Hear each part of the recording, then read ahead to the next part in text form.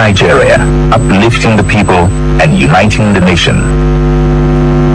Imagine life like say you get emergency and you no fit call your family, even police, no internet to even take connect emergency matter. That one na serious gbege. Time don come make we shine our eyes for we telecom infrastructure to stand gidigba. Anytime wey all these jaguda area boys shook hand leave anything for we telecom mast abi na fiber cable, e no dey make life easy for my country people. Nigerians business no go well, even our life go enter gobe. Fiam no be only iron and cables wey we dey scatter, our future follow. Even safety and to connect to the world. My country people, make we stand gidigba. Stop all these area bad boys. Make we save and keep Naija connected and safeguard our national progress. If you see any bad thing, make you green safe too to report all these jaguda area bad boys for any network, and you fit send email to protect@ncc.gov.ng. This message now from mobile network operators and power company in collaboration with the Nigerian Communications Commission.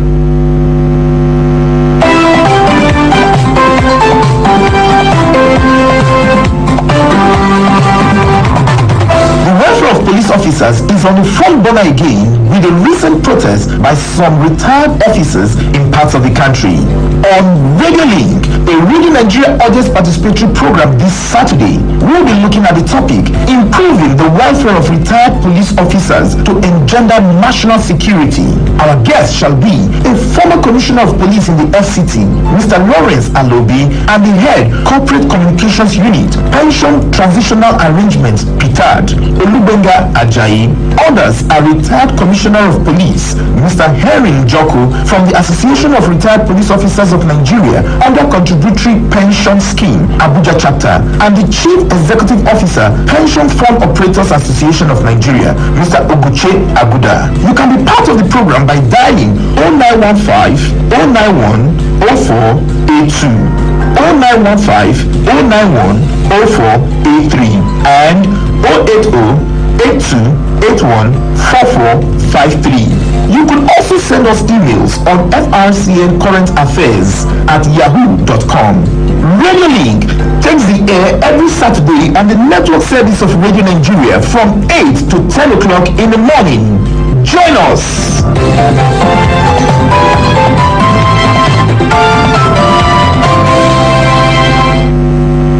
Radio Nigeria, uplifting the people and uniting the nation. President Bola Tinubu has urged the Nigerian youth to take charge of the country's digital space to transform the nation using new media as a catalyst for national progress, unity and economic empowerment. The president gave the advice while addressing participants to a national summit on digital media and democracy held in Abuja. Speaking on the theme of a summit unveiling the central role of new media in national development, President Tinubu commended young Nigerians for their innovation and drive, describing them as active builders of a nation's future. Making reference to the growing influence of digital platforms, the president maintained that the new media had become more than just a tool, stressing that it was now central to the country's civic life, economic advancement, and political inclusion. President Tinubu, however, encouraged digital entrepreneurs and content creators to use their platforms for nation building by creating employment, promoting unity, and countering misinformation. Our media is no longer an accessory to our national life. It is fast becoming a central driver of economic growth, civic engagement, and social change. Let the digital space reflect the value that bind us together as a people, honestly, compassionate, discipline, and patriotism. Every story you tell is a statement to the world. Reiterating the present administration's commitment to digital growth, President Tinubu pointed out ongoing investments in broadband expansion, cybersecurity, and the National Digital Innovation Fund to make internet access a basic right. Earlier, Special Advisor to the President on Information and Strategy, Mr. Bayo Onanga, raised concerns over the premature political atmosphere being stirred by opposition elements ahead of the 2027 general elections. Digital media are not mere tools for jokes, memes, or dancing. They are the battlegrounds where emotions can be won or lost. Social media is not a fair battleground. As a public square, it is often chaotic and unregulated.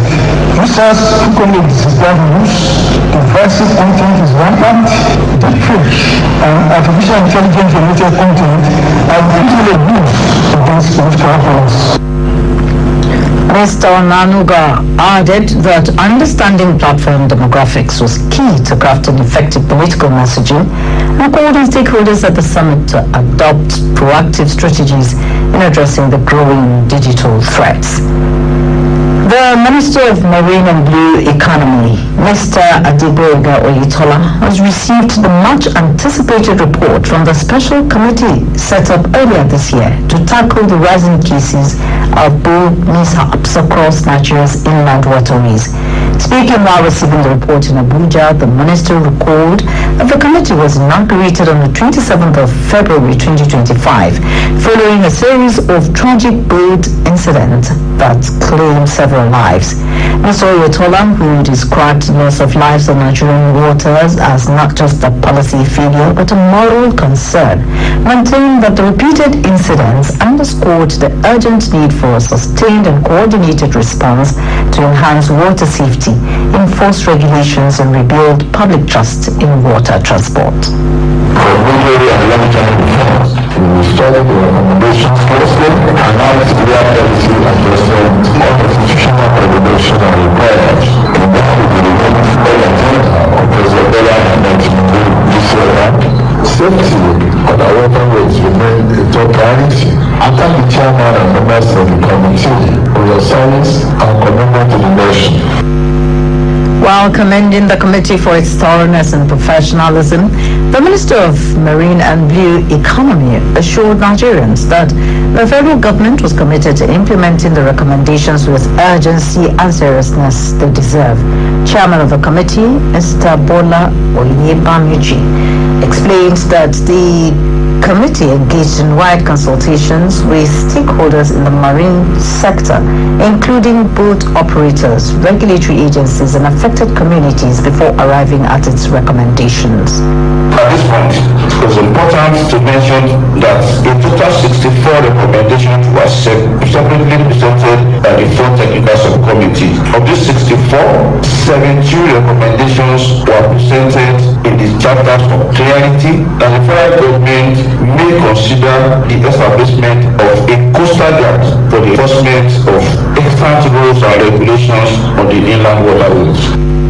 The report highlights the need for stricter enforcement of safety regulations, improved surveillance systems, and enhanced training for boat operators.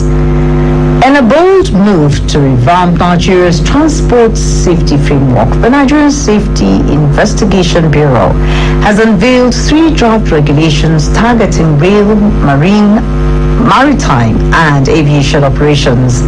The landmark announcement came during a high-powered multimodal transportation stakeholders workshop in Abuja with the theme Strengthening Transport Safety Standards through Collaborations. Director General of Nigeria Safety Investigation Bureau, Captain Alex Bade Jr., said the new regulations aim to unify safety protocols, promote transparency, and strengthen evidence-based investigations across transport sectors. Captain Bade emphasized that the drafts were open for feedback and urged all stakeholders to participate in shaping practical and enforceable rules. Minister of Aviation and Aerospace Development Festus Kayamo hailed NSIB's independence and called for full adoption of its recommendations. On his part, the Managing Director of the National Inland Waterways Authority, Bola Oyebamiji, commended NSIB's initiative, noting that over 6.8 million passengers and 3.6 million metric tons of cargo moved through Nigeria's waterways in the first half of 2025 alone. Moving away from transport, in a bid to mitigate the impact of disasters and unforeseen events, the The federal and state governments have moved to fully integrate the NG Cares program into governance system. This was disclosed by the World Bank country representatives on NG Cares, Mr. Folusho Ogunmadewa, during the review of the NG Cares Generic Operations Manual for NG Cares 2.0 in Lagos. Mr. Ogunmadewa explains that the success of NG Cares, the national quarter of NG Cares, Mr. Abdul Karim Obaje, revealed that over 17 million Nigerians had so far benefited from the program since its inception in 2020. Mr. Obaje pointed out that NG Cares 2.0 was targeting more vulnerable households and small businesses with the aim of reaching at least 50 million Nigerians. Participants at the event, including State Auditors General, NG Cares coordinators, and heads of delivery platforms from all 36 states and the FCT, expressed optimism that the second phase would deliver even greater benefits to Nigerians. The sole administrator of Rivers State, retired Vice Admiral Ibokete Ibas, warns core members posted to the state to promote moral and ethical values in all their activities. He stated this during the swearing-in ceremony of 2025 Batch B core members at the NYC Permanent Orientation Camp in Rivers State. Retired Vice Admiral Ibas maintains that the move aligned with his administration's character reformation agenda of building a society full of integrity, mutual trust, and discipline. He assured the core members of the commitment of his administration to their security and welfare. The Rivers State sole administrator, represented by the Secretary to the State Government, Professor Ebibia Warika, added that 1,000 pieces of brand new mattresses and general renovation of hostels will be immediately carried out by his government to create a conducive camping environment for them. Earlier, Rivers State NYC coordinator, Mr. Moses Olehe, charged the core members to change their mindset from negative perception of the country and become agents of positive change, builders of bridges of national unity and integration, as well as torchbearers of a brighter future. A correspondent reports that a total of 2,002 core members were sworn in during the ceremony, comprising 804 males and 1,198 females.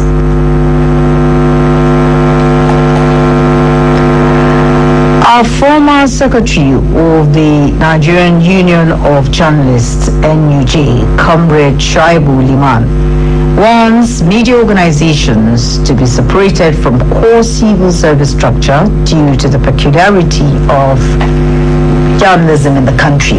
He made this call while speaking on Politics Nationwide, a Radio Nigeria political program. Comrade Tribal said the only way journalists could perform their role as fourth estate of the realm was to be fully independent in the discharge of their duties without fear or favor. The former NUG chief scribe, who expressed concern over the civil service mentality operation of some media organizations, called for measures that would further ensure professionalism in the industry.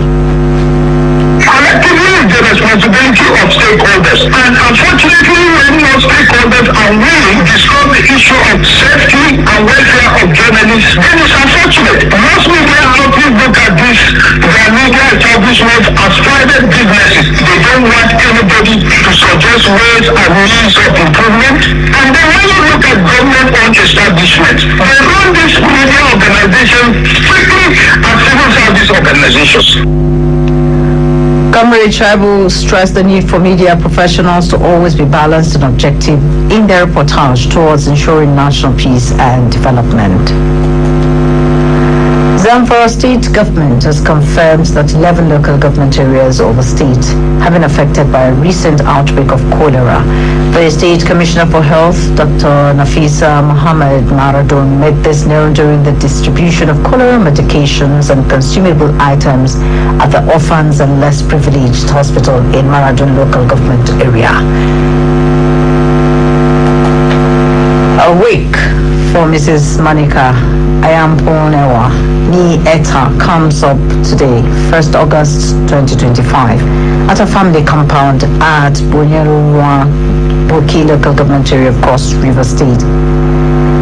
Funeral mass will take place tomorrow by 9 a.m. at the Immaculate Conception Catholic Church Parish, Bonyerua, Boki local government area of Cross River State, followed by interment at her family compound.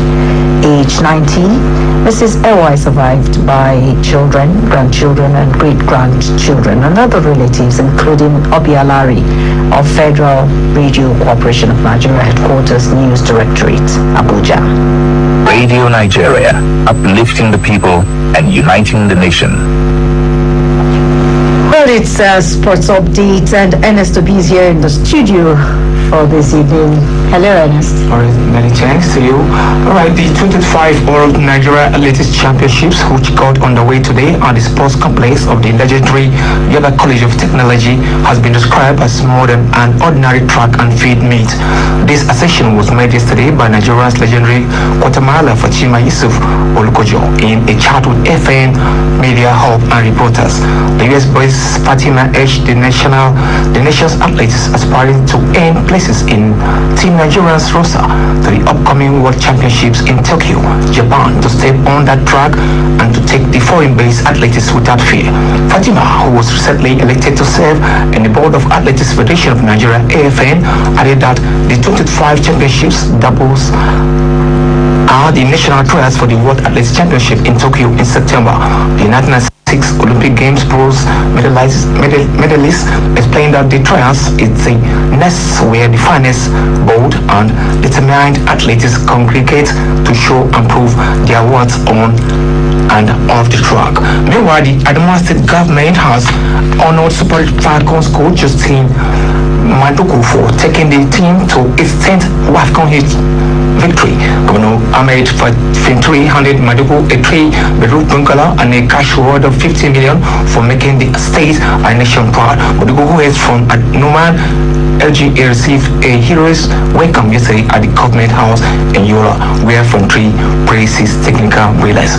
That's much I can give you. Thank you so much, and I like the reception the ladies are getting. The commentaries on sanitizing the nation's banking sector. It is written by Obumname Ukeje of our reportorial unit. The banking sector is a crucial part of the financial system, responsible for managing deposits, providing loans, and facilitating financial transactions, thereby playing a vital role in any nation's economy. The banking sector has evolved significantly over centuries, with its roots tracing back to ancient civilizations. Modern banking began in the 14th century in Italy, where wealthy families established banks to facilitate trade and commerce.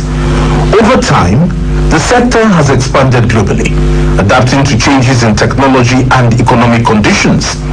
The financial institution is currently experiencing trends such as the rise of online and mobile banking, which allows customers to manage their finances from anywhere. Additionally, the advancements in technology, including artificial intelligence and automated services, are how banks operate and interact with their customers. For such a relevant financial sector, there is the need for regular sanitization for optimal performance. Aside the numerous outrageous bank charges and policies that are not customer friendly, there are also reported cases of disappearance of funds from customers' accounts, which unfortunately in most cases are not accounted for by the bank.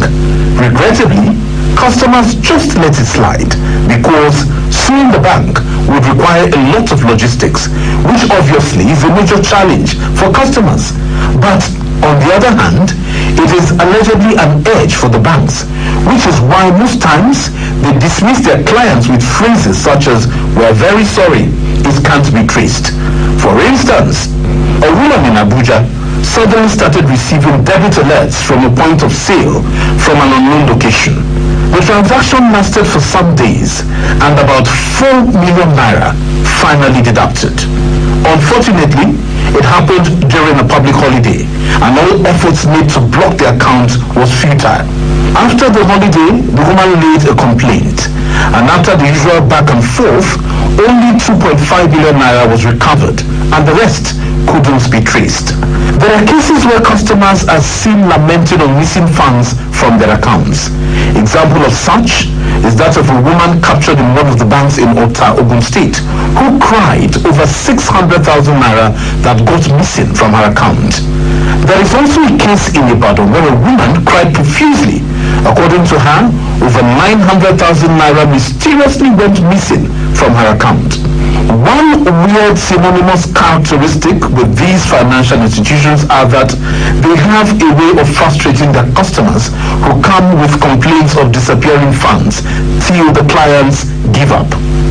This is the case of a young lady in Ebonyi State whose 20,000 naira was trapped while withdrawing from an automated teller machine of same bank.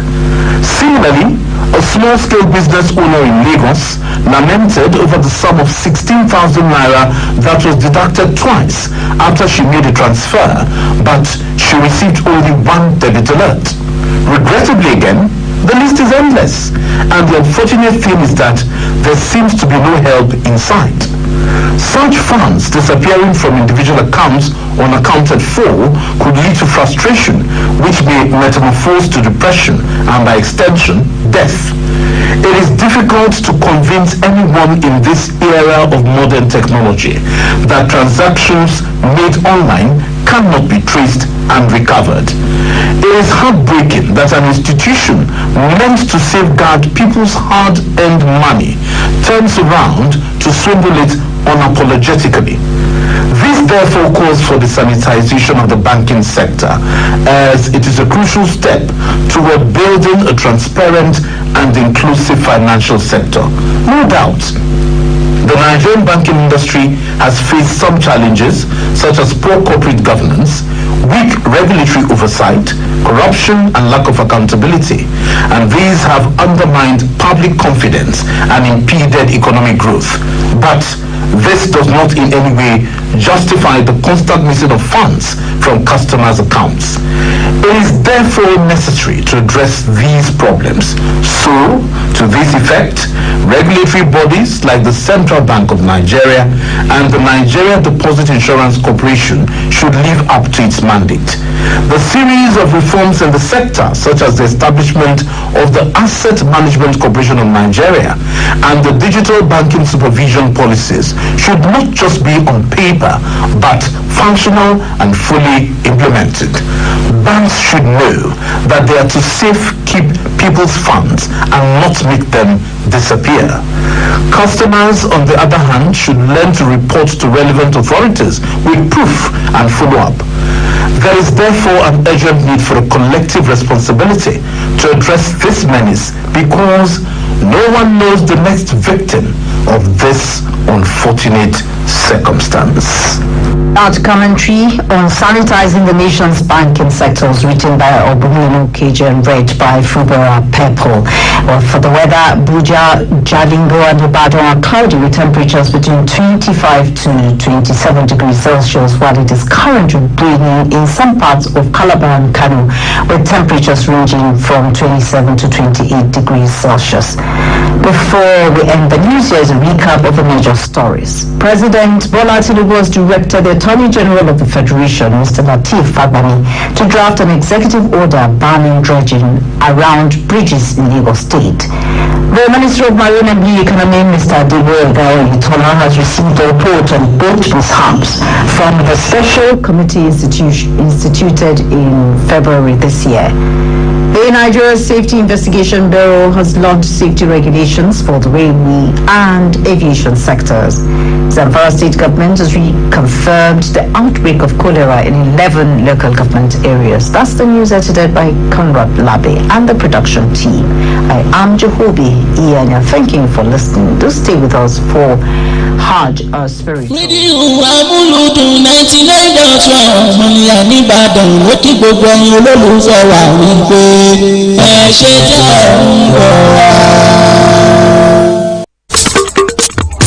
Amuludun lára yìí o ẹ tẹ̀sẹ̀ bọ̀. Amuludun lára yìí o ẹ tẹ̀sẹ̀ bọ̀.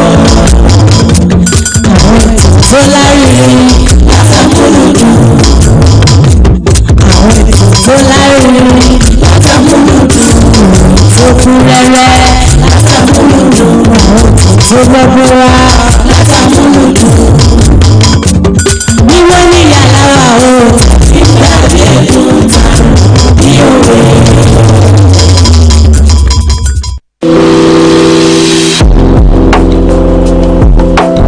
Ẹni tó wà láyé ṣùgbọ́n tí ò lálàáfíà tó péye ó ń pè fún ìfọwọ́sowọ́pọ̀ gbogbo èèyàn ká gbárùkù tí kó lè bá àráyé gbé kó ráyé ṣe. Ìdí ni pé oore tó gbìyànjú ní ká gbẹ̀mí ẹni là. Ìbáṣepọ̀ bá a ṣe ń péjú sìnkú là ń péjọ ṣètọ́jú aláìsàn. Yorùbá ló ti kú ó ṣeé ṣe kó lè ti ìrẹ̀wàlẹ̀ àṣà. Ẹ̀yẹ̀ lè ijó àánú tọ́lá ń fi búrùjú dánilá lọ́gbẹ́lọ́gbẹ́ lọ́gbàlọ́gbà olóṣèlú tó nífẹ̀ẹ́ ọmọnìyàn dénú àti gbogbo ọmọ Nàìjíríà lápapọ̀. Ẹ dákun ẹ jọ̀ọ́ ẹ má káwọn gbéra wò wá ràn lórí àìlera Gabriel Ọ̀nàfúrúmẹ̀ òṣìṣẹ́ fẹ̀yìntì táwọn onímọ̀ ìṣègùn òyìnbó sọ nínú ìwádìí wọn wípé ó ní àìsàn jẹjẹrẹ ilé ìtọ̀.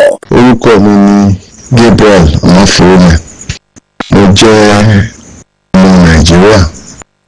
Àìsàn kan wá lọ́lù mi tí mo dẹ̀ ń bá yí láti ìgbà yẹn títí di àsìkò yìí tó tún lé sí lójoojúmọ́.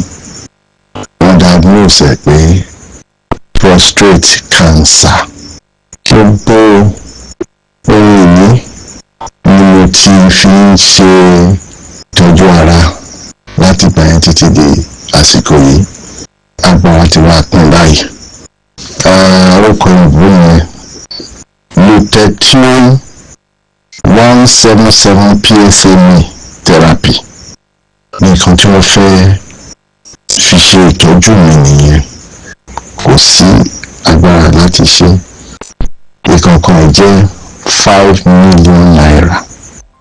Mo fi wá jáde wá kéde gbogbo ẹ̀yin ọmọ Nàìjíríà kí ẹ jọ̀ọ́ kí ẹ wá ràn mí lọ́wọ́. Ọba òkè òní ṣe lálàdúrà kan tí ń gbélé ìwòsàn fojoojúmọ́ gbàdúrà fún ìlera.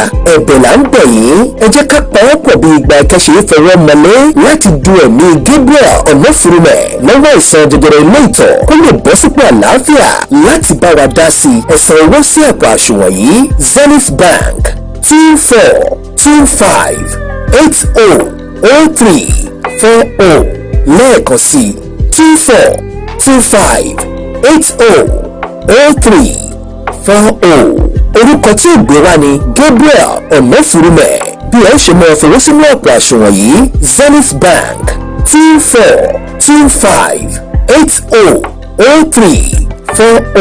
Orúkọ tí ìgbé wa ni Gabriel Ọ̀nàfúrúmẹ̀. Ní agbára Elédùà ẹ ò ní fàìsàn lùgbà tẹ̀bítẹ̀bí tààràtàrà tọmọtọmọ.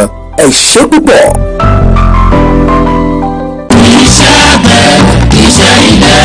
Gbogbo ètò ló ti tò àkókò sì ti tó ìgbà ọ̀tun fún ìdàgbàsókè àti àǹfààní tí kò lẹ́lẹ́gbẹ́ rèé pẹ̀lú àgbékalẹ̀ àfojúsùn ètò ààrẹ lábẹ́ ìdarí ètò òṣèjọba rẹ̀ ààrẹ Bọ́lá Tinubu nípasẹ̀ akitiyan ìgbìmọ̀ tó ń rí sí àtúntò àgbékalẹ̀ ohun ọ̀sìn tó fi mọ́ ilé-iṣẹ́ tó ń rí sí ìdàgbàsókè ohun ọ̀sìn ẹ̀ka ohun ọ̀sìn ti gba agbára àyípadà ọ̀tun nídìí èyí ẹ̀ka náà ń pè fún ìpèsè ẹran màálù ìpèsè wàrà ìpèsè ọgbà oko tútù àti koríko gbígbẹ fún oúnjẹ ẹran tó fi mọ́ yàrá tútù ṣe oúnjẹ lọ́jọ̀ àǹfààní ńlá lèyí jẹ́ fún ẹnikẹ́ni tó bá fẹ́ kópa má jẹ́ káǹfààní yìí fo ìwọ náà rú nítorí pé àwọn iléeṣẹ́ ńláńlá láti ilẹ̀ òkèèrè ti ń dókòwò ṣẹ́ka yìí ẹ̀yin ọmọ Nàìjíríà ẹ jẹ́ ká jọ jẹ àǹfààní ńlá yìí láti ṣùgbà ètò ọrọ̀ ajé wa kó lè rú gógó sí i nípasẹ̀ ìdàgbàsókè ohun ọ̀sìn ìkéde yìí wá láti ọwọ́ ìgbìmọ̀ iléeṣẹ́ ààrẹ tó ń rí sí àtúntò àgbékalẹ̀ ohun ọ̀sìn lórílẹ̀‐èdè Nàìjíríà. Olúwa ti fàṣìkò yìí gbé mi dìde látòrí àkìtàn ó jọba láàfin. àyànfẹ́ olúwa ó tún ti kalẹ̀ bàgẹ́ ètò tí olúwa gbé kalẹ̀ nípasẹ̀ ìránṣẹ́ rẹ̀ olùṣọ́ àgùntàn Yẹmí Òjó àyànfẹ́ olúwa ó ti padà sí orí afẹ́fẹ́ rédíò Amuludun FM 99.1 ní Moniya Ibadan ní gbogbo ọjọ́ Friday ní ètò àyànfẹ́ olúwa yóò máa gorí afẹ́fẹ́ bẹ̀rẹ̀ láago 7 sí 7:30 àṣálẹ́ níbi tí ẹ ó ti máa pàdé ìránṣẹ́ Ọlọ́run alààyè Yẹmí Òjó àyànfẹ́ olúwa tí wọ́n ti máa fi ọ̀rọ̀ Ọlọ́run bọ́ gbogbo ènìyàn pẹ̀lú ìmísí agbára ẹ̀mí mímọ́ tí àdúrà tó ní agbára yóò sì máa rọ̀ bí ọ̀wàrà òjò ẹ má mísì ẹ̀ torí pé kò kò ní ṣe é ròyìn àfikẹ́yìn náà gbìyànjú láti máa gbọ́. àyànfẹ́ olúwa pẹ̀lú olùṣọ́ àgùntàn Yẹmí Òjó ẹ jẹ́ á pàdé lálẹ́ Friday ọ̀sẹ̀ yìí bẹ̀rẹ̀ láago 7 sí 7 àbọ̀ alẹ́ 7 to 7:30 p.m. kí olúwa kí ó máa bùkún yín bẹ́ẹ̀ tí ń gbọ́ ètò náà lórúkọ Jésù.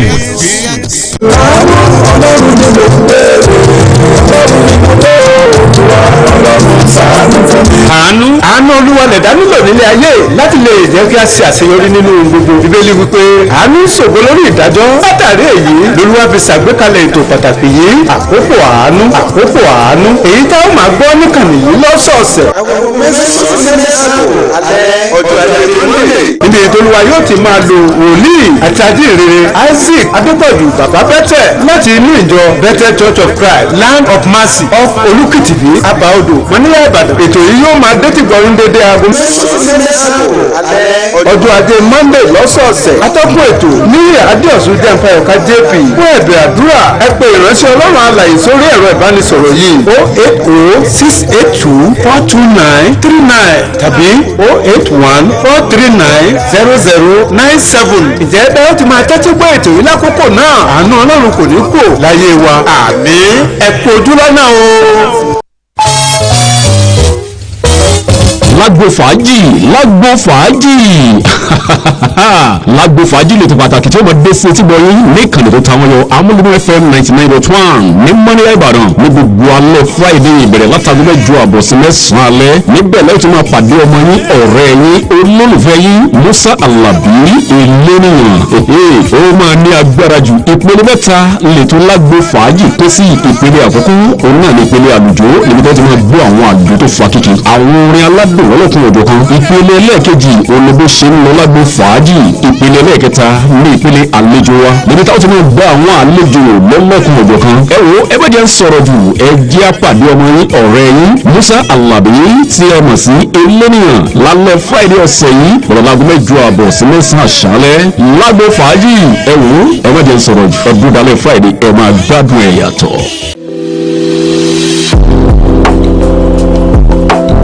ẹni tó wà láyé ṣùgbọ́n tí ò lálàáfíà tó péye ó ń pè fún ìfọwọ́sowọ́pọ̀ gbogbo èèyàn ká gbárùkù tí kó lè bá àráyé gbé kó ráyé ṣe. ìdí ni pé oore tó gbìyànjú ní ká gbẹ̀mí ẹni là.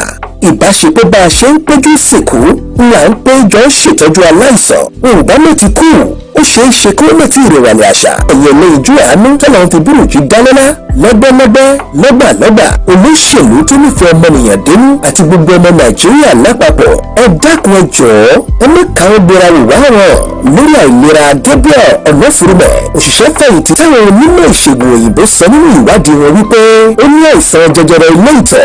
orúkọ mi ni Gabriel Ọ̀nàfúrúmẹ̀ mo jẹ́ ọmọ Nàìjíríà.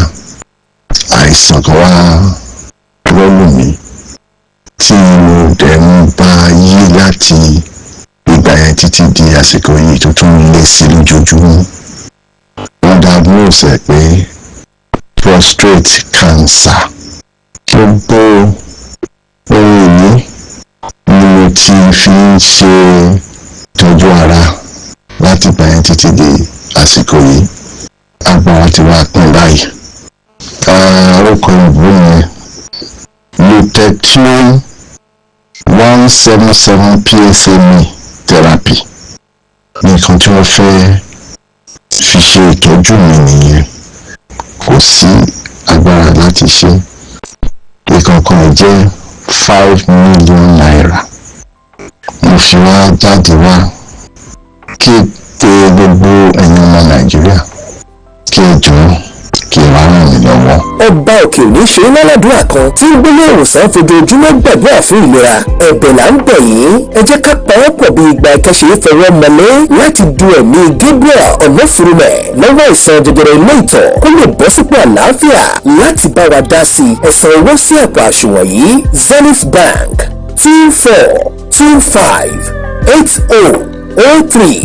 2425800340 lẹ́ẹ̀kan sí 2425800340.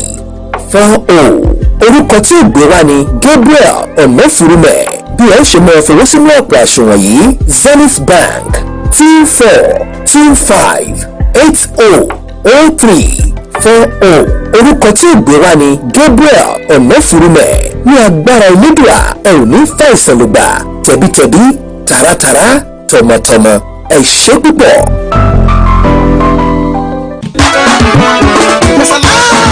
ibikíbi lákòókò yóò lórí aláwa ń bàdó 99.1 àwa la jẹ́ nọ́mbà 1 máa ń jẹ́ kẹ́ ẹ mọ̀ bó ti ṣe ń lọ pẹ̀láwọn ètò tó táwọn yọ àtàwọn èrè tó fọgbọ́n yọ àti ìpolówó ọjà tó mú ní ìtàlẹ̀ ṣẹkẹṣẹ àwa la nìyẹn ibikíbi lákòókò yóò lórí aláwa ń bàdó Amuludun FM 99.1 ní Moniya Ìbàdàn ló máa múnú àwọn adùn.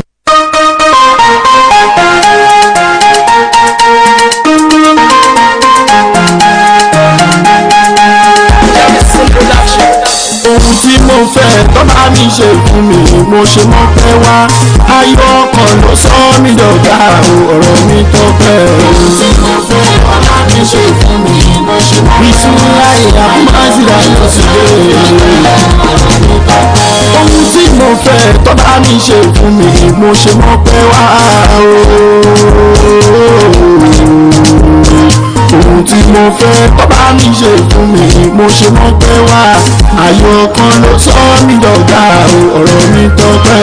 ohun tí mo fẹ́ tó bá mi ṣe fún mi mo ṣe mọ́ pé wá ayọ̀ kan ló sọ mí dọ̀gá ọ̀rọ̀ mi tọ́pẹ́. ètò ayé òkúbẹ́ lọ́wọ́ rẹ̀ ọba tó dáyé. akí gbogbo ẹ̀yin olùgbọ́ wa tẹ́ ti ń gbọ́ wa látìgbà tí ilẹ̀ ti mọ́. ọba tó dáyé ilẹ̀kùn àánú wà lọ́dọ̀. gbogbo ẹ̀yin olólùfẹ́ wa pátá gbogbo yín pátápátá ọ̀nà là ń kí ní gbogbo ibi tí afẹ́fẹ́ ètò yìí bá fẹ́ ni. kí fanú báyé kò sí kọ̀rọ̀ tẹ́dọ̀ lọ́hùn bá lè wà tánú bá dé àná àwárí adábì ìjọ́ni òun gbọ́ rárá mo ti bèrè fún àánú rẹ̀ jọ̀wọ́ jẹ́ kó yá mi ò fẹ́ ká sọ́yẹ́ léjì ká mi ò kànú tó dé dàkún síjú àánú rẹ̀ sọ́dọ̀ ọba tó dáyé. ohun tí mo fẹ́. a kú àmójúbò oṣù tuntun oṣù yóò tù wá lára ní agbára Ọlọ́run àsìkò Jímọ̀ tòní kò ní jẹ́ kan tó kù fún wa o. ìwúra ní ìyẹn kan tún tó. ẹ̀mí wa tó ṣe léyìí yóò ṣe ọ̀pọ̀lọpọ̀ rẹ̀ láyéláyé àti láyé tó dáa. fún wa ní ọba tó ní mí. oṣù tuntun tá a mú lónìí yìí oṣù ayọ̀ oṣù oríire ló máa jẹ́ fún ẹnìkọ̀ọ̀kan wa. oníkọ̀rọ̀ mi mà ti tó. nínú oṣù yìí àní bá wọn sunkún àní lẹ́ẹ̀kẹ́ òsì bàtẹ́kún bàtọ̀ fọ̀ wọn ní bọ́ sẹ́nu ọ̀nà wa. ó ti kóró rí bó ṣe ń dùn yìí ìmàjẹ́ kó kàn mọ́ iyì ara mi bí owó mà ní ìmàjẹ́ kó parẹ́ ara tó ti dá sínú ayé mi mo ṣe mọ́ pẹ́ wá ayọ̀ kan ló sọ mí dọ̀gá ayọ̀ kan ló sọ mí dọ̀gá ọ̀rọ̀ mi tọ́pẹ́. gbogbo ìdáwọ́lé wa nínú oṣù yìí ire ni ó jà sí gbogbo ẹni tó ti dáwọ́lé nǹkan tí ò tí ì yọrí oṣù yìí oṣù àṣeyọrí ló máa jẹ́ fẹ́nìkọ̀ọ̀kan. gbogbo ẹni tí ó fẹ́ rìnrìn àjò lágbára Ọlọ́run bá ti ń lọ láyọ̀ àwọn máa bọ̀ láyọ̀. torí kíbi ọdún ó bàjẹ́. gbogbo yòówù tá a lè fẹ́ fi ṣe ẹsẹ̀ rìn nínú oṣù yìí àrìyè náà la máa rìn gbogbo àwa tá a wọ bàálù àwa tá a wọ kojú omi àwa tá a wọ rélùwé àwa tá a wọ kọlẹ̀. ẹ̀rọ ayé gbé gbogbo ibi tọ́lá ń gbà dọ́dọ̀ yòówù. mo ṣe ládùúgbà pé bàbá ti ń wọ̀ láyọ̀ a máa sọ̀ láyọ̀ a ní rárìn rà á sì ní rìn àrìn sọ. ọ̀jẹ̀ kúrin tó ti pé kó máa yí bẹ̀bẹ̀. ọ̀rọ̀ Ọlọ́run ní búburú ní gbogbo ọjọ́ ṣùgbọ́n ká máa ra ìgbà padà àwa gbàgbọ́ pé gbogbo ọjọ́ gbogbo ọ̀sẹ̀ gbogbo wákàtí àti ìṣẹ́jú tó ń bẹ nínú oṣù yìí.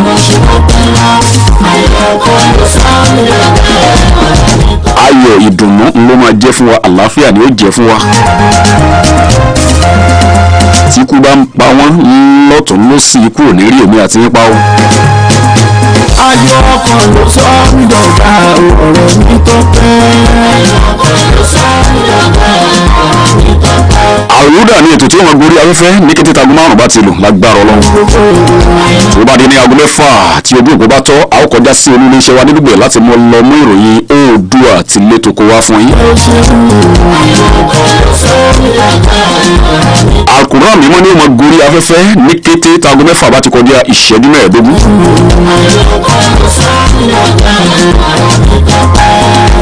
ṣo nígbà tó ní aṣọ ṣẹlẹ́gì. ẹ̀yin ẹ sá darapọ̀ mọ́ wa ẹ má yín kó mbẹ́ o ẹ fi ilẹ̀ bẹ́ẹ̀ ẹ jẹ́ kó wà bẹ́ẹ̀ ìkànnì tó tàn wọ́n yọ Amúlùdún FM 99.1 ní Moniya Ìbàdàn òun náà ni ẹ wà tí ẹ ti ń gbọ́ wa. mo ṣe ń ṣe fún mi alábẹ́. ẹ wá má gbàgbé pé táago méjì bá ti lè lágbára Ọlọ́run a máa pàdé olùṣọ́ àgùntàn Yẹmí Òjó lórí ètò tá a pè ní àyànfẹ́ Olúwa. bàbá wa rẹ̀ ní tí o fẹ́ mi fẹ́rẹ̀ láàyè. tó fẹ́ máa dínà máa sọ̀rọ̀ mi ìwọ̀n mú rárá. ayọ̀ kan ló sọ mí dọ̀tà.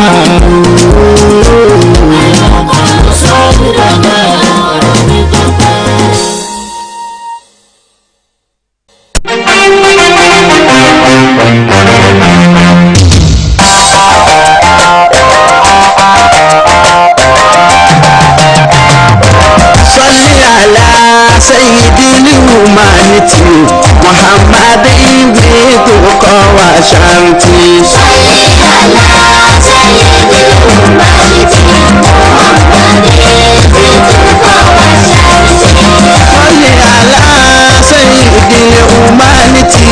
Sọ́yìn aláṣẹ́yìn ní humanity Muhammad ibi tó kọ́ wa ṣáàtì. Sọ́yìn aláṣẹ́yìn ní humanity Muhammad ibi tó kọ́ wa ṣáàtì. Allah subhanahu inda capacity utili maushaa min qudrati yaman wal law daru yalti dawlula wa kada ability ya khaliqal jinni wa humanity kalla tabaraka an finality ya malika ya malikal mulki wa majesty ya rafiqal khaliki bi felicity lama fi malakuti quantity ayati ukulu le anami quality wa sorati le fikiya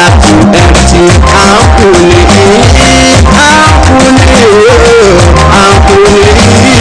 kuma visibility.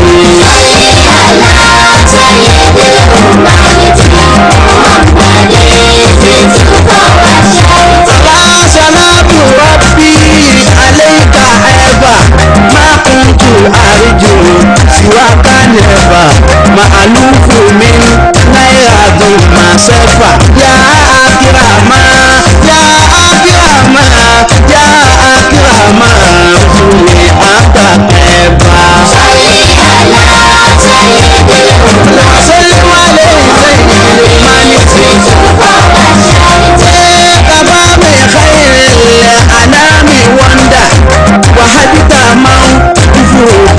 asunder baneta islamana in order asibakitaba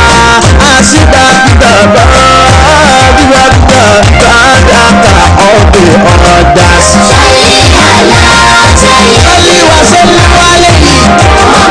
nígbà tí mò ń ka àwọn ètò tí yóò lọ lórí afẹ́fẹ́ lẹ́ẹ̀kan.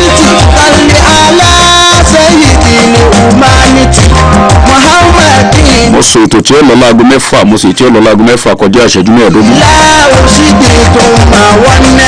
mo sọ èyí tí ó lọ láago méje ẹnìkan wá ní aláago mẹ́fà àbọ̀ ńkọ́ ṣé ẹni tí ó ṣètò láago mẹ́fà àbọ̀ sọ́sì ẹni ọ̀pájọ́. tí ó ṣètò láago mẹ́fà àbọ̀ ọ̀sẹ̀ ni o kẹ́bú yẹrì lẹ́ẹ̀ma gbọ́ lágbára ọlọ́run tó bá di láago mẹ́fà àbọ̀. kẹ́bú yẹrì láago mẹ́fà àbọ̀ sí méje ẹ máa gbádùn ètò kẹ́bú yẹrì. kò tó wá di pé ètò àyànfẹ́ olúwa yóò gorí afẹ́fẹ́ láago méje sí méje àbọ̀. ẹ sì máa pàdé almabub èbó olóbì Táíwò èbó olóbì aṣíwájú Táíwò èbó olóbì àbí ààrẹ ẹ máa pàdé ẹ̀ láago méje àbọ̀ lórí ètò almabub títí di aago mẹ́jọ láṣàlẹ̀ òní.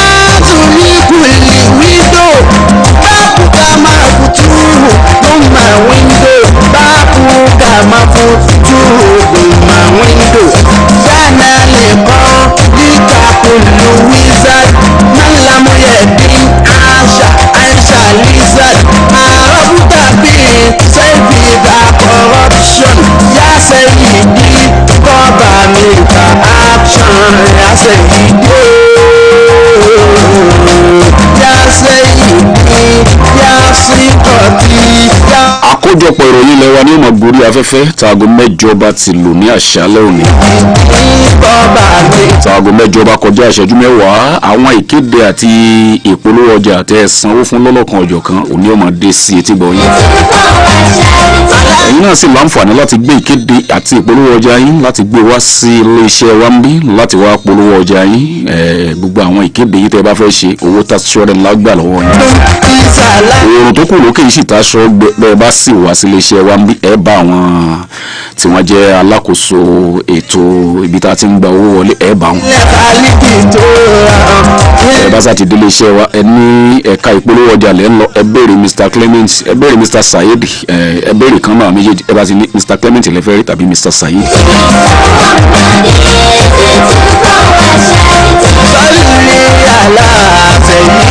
kéde àti polówó ọjà yẹn ní ọmọdé sétí gbọ̀nyẹ́ látàgọ́ mẹ́jọ kọjá ìṣẹ́jú mẹ́wàá títí di aago mẹ́jọ àbọ̀ lálẹ́ òní.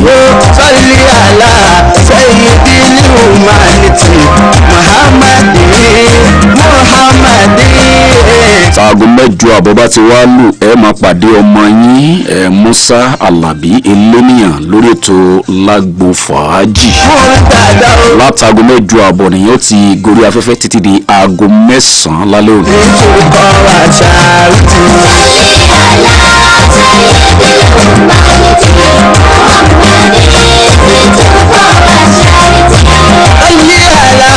ní kété táago mẹ́sàn-án bá lù lálẹ́ òní ẹ gbọ́ ìròyìn níwọ̀nba.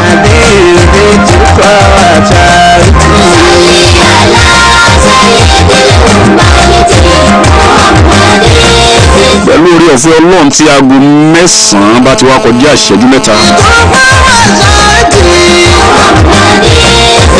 a máa darapọ̀ mọ́ Tajudeen Ọmọ́tọ́lá àti àwọn ikọ̀ rẹ̀ lórí ètò àjòláwà títí di aago mẹ́wàá.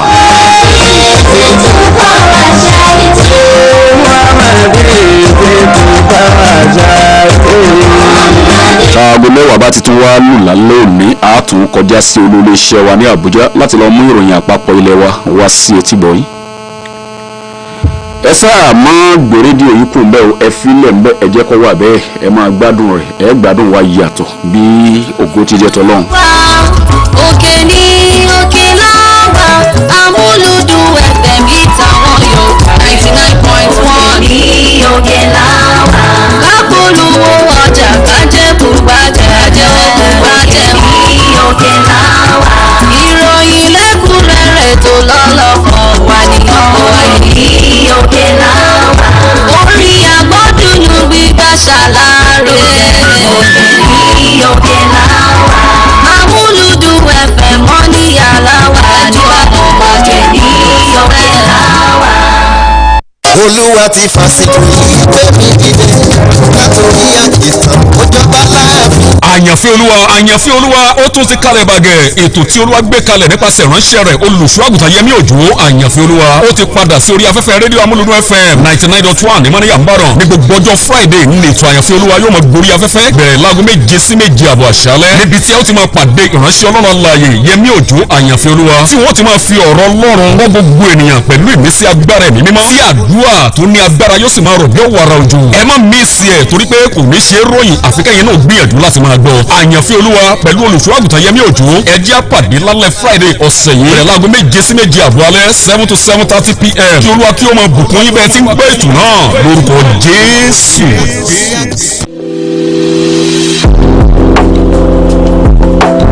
ẹni tó wà láyé ṣùgbọ́n tí ò lálàáfíà tó péye ó ń pè fún ìfọwọ́sowọ́pọ̀ gbogbo èèyàn ká gbárùkù tí kó lè bá àráyé gbé kó ráyé ṣe ìdí ni pé oore tó gbìyànjú ní ká gbẹ̀mí ẹni là ìbáṣepọ̀ bá a ṣe ń péjú sìnkú là ń péjọ ṣètọ́jú aláìsàn òǹgbà ló ti kú ó ṣeé ṣe kó lè ti ìrẹ̀wàlẹ̀ àṣà ẹ̀yẹ̀ lé ìjú àánú tọ́lá ń fi búrùjú dálọ́lá lọ́gbẹ́lọ́gbẹ́ lọ́gbàlọ́gbà olóṣèlú tó nífẹ̀ẹ́ ọmọnìyàn dénú àti gbogbo ọmọ Nàìjíríà lápapọ̀ ẹ dákun ẹ jọ̀ọ́ ẹ má káwọn gbéra wò wá rọ̀ lórí àìlera Gabriel Ọ̀nàfúrúmẹ̀ òṣìṣẹ́ fẹ̀yìntì táwọn onímọ̀ ìṣègùn òyìnbó sọ nínú ìwádìí wọn wípé ó ní àìsàn jẹjẹrẹ ilé ìtọ̀. orúkọ mi ni Gabriel Ọ̀nàfúrúmẹ̀ mo jẹ́ ọmọ Nàìjíríà àìsàn kan wá